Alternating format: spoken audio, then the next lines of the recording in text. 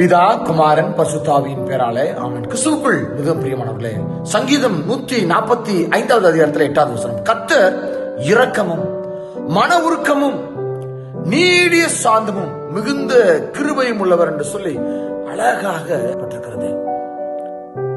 ஆண்டவர் ரொம்ப இரக்கம் உள்ளவருங்க. ஷட்டில் விளையாடக்கூடிய பழக்கம் என்னிடம் உண்டு. டிஸ்ட்ரிக்ட் லெவல்ல 40+ போய் நான் ஆடுகின்ற பொழுது தொடர்ந்து நான் வெற்றி பெற்றுக் கொண்டே வந்து கொண்டே இருக்கிறேன்.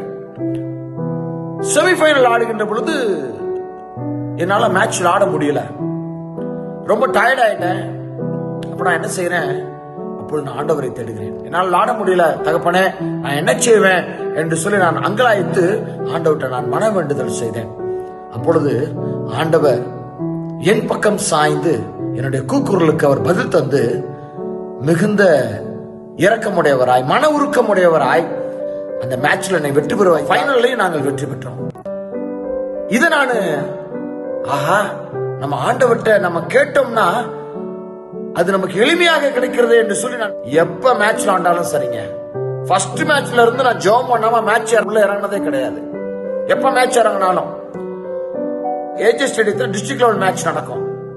எப்ப மேட்ச் விளையாட போனாலும் சரிங்க, நான் ஆண்டவரை தொழுது கொள்ளாம நான் மேட்ச் விளையாட போனதே கிடையாது. ஜெர்மனி போனதுக்கு அப்புறம் ஃபர்ஸ்ட் மேட்ச்ல வந்து என்னோட ஸ்பீடு இன்னும் அதிகமாயிடுச்சு.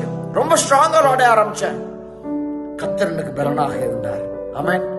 அப்படித்தாங்க உங்களுடைய வாழ்க்கையிலையும் நீங்க ஆண்டவரை கூப்பிட்டு எந்த காரியத்தை செயல்பட்டு பாருங்களேன். இரக்கம் உள்ளவருங்க, மன உருக்கம் உள்ளவர். நீங்க கண்ணீர் விட்டு அழுது ஆண்டவர்கிட்ட கேட்கின்ற பொழுது மனம் இறங்குகின்ற தேவனாய் இருக்கிறார்.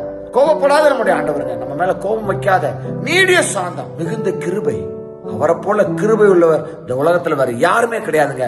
நீங்க கூப்பிடுகின்ற வேளையில அவர் உங்களுக்கு செவி கொடுத்து உங்களுடைய கூப்பிடுதலுக்கு பதில் தந்து உங்களுடைய வேண்டுதல்களை எல்லாம் நிறைவேற்ற அவர் நல்லவராக இருக்கிறார்.